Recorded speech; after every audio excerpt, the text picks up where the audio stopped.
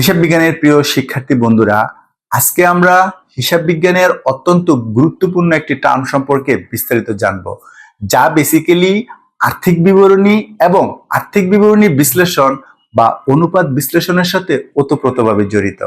আর সেই টার্মটি হলো অ্যাবসোলুট লিকুইড লায়াবিলিটিস, অর্থাৎ চরম তরল বা তারল্য দায়। প্রিয় শিক্ষার্থী বন্ধুরা, আমরা জানবো হোয়াট অর্থাৎ এটা কি, পাশাপাশি এটা বোঝার জন্য আমরা একটা চিত্রভিত্তিক এক্সাম্পল দেখব এবং এর লিস্ট বা তালিকা দেখব বা সূত্র জানবো যে কিভাবে চরম তরল বা তারল্য দায় নির্ণয় করা যায়। চলো প্রিয় শিক্ষার্থী বন্ধুরা, প্রথমে আমরা একটা চিত্রভিত্তিক উদাহরণ দেখি। মনে করো এটা তোমার একটা গার্মেন্টস ফ্যাক্টরির নাম হলো গ্রিন স্টিচ ভ্যালি। তো এই ফ্যাক্টরির জন্য তোমার টাকা দরকার। তুমি মনে করো এই সোনালী ব্যাংক থেকে তুমি ঋণ নিলে 6%, ব্যাংক ঋণ নিলে 50,000 টাকা। আবার প্রিয় শিক্ষার্থী বন্ধুরা, তোমরা মনে করো তোমাদের যে শ্রমিকরা আছে সেই শ্রমিকদেরকে এখনো গত মাসের বেতন দিতে পারোনি, 30,000 টাকা বকেয়া রয়েছে। তো এই যে ব্যাংক ঋণ, এটাও কিন্তু তোমার দায়, আবার এই বকেয়া বেতনও কিন্তু তোমার দায়। তো দুই দায়ের মধ্যে একটু পার্থক্যটা খেয়াল করো। এই যে তুমি সোনালী ব্যাংক থেকে ঋণ এনেছো 6% সুদে, তুমি প্রতি বছর 50,000 টাকার উপরে 6% সুদ দিয়েই যাবে। ফলে এটা তুমি 2 বছর, 3 বছর, 4 বছর বা 10 বছর পর পেমেন্ট করো, সমস্যা নেই।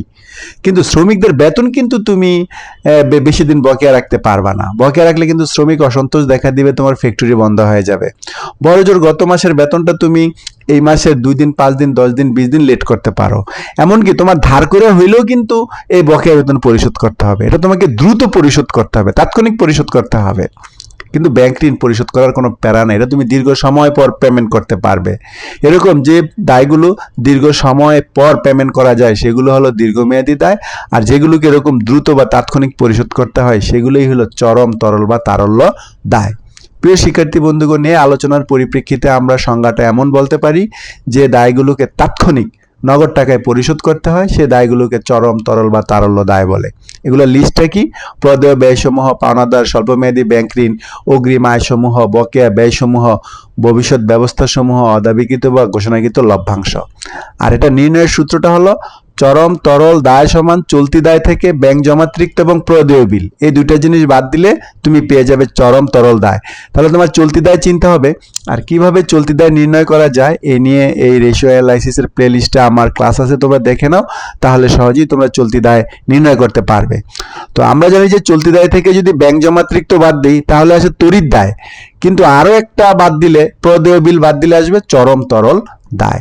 তো এই চরম তরল দায়ের ক্ষেত্রে বা বুঝার ক্ষেত্রে তাৎক্ষণিক শব্দটা খুব ইম্পর্টেন্ট। তাৎক্ষণিক বলতে কত সময়কে বোঝায় প্রিয় শিক্ষার্থী বন্ধুরা, চলো দেখে নেই।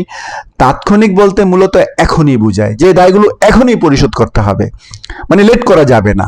তবে তোমরা মনে রাখতে পারো সর্বোচ্চ 1 দিন পর বা 1 সপ্তাহ পর বা সর্বোচ্চ 1 মাসের মধ্যে যে দায়গুলো পরিশোধ করতে হয় সেগুলোই হলো প্রিয় শিক্ষার্থী বন্ধুরা চরম তারল্য বা তরল দায়।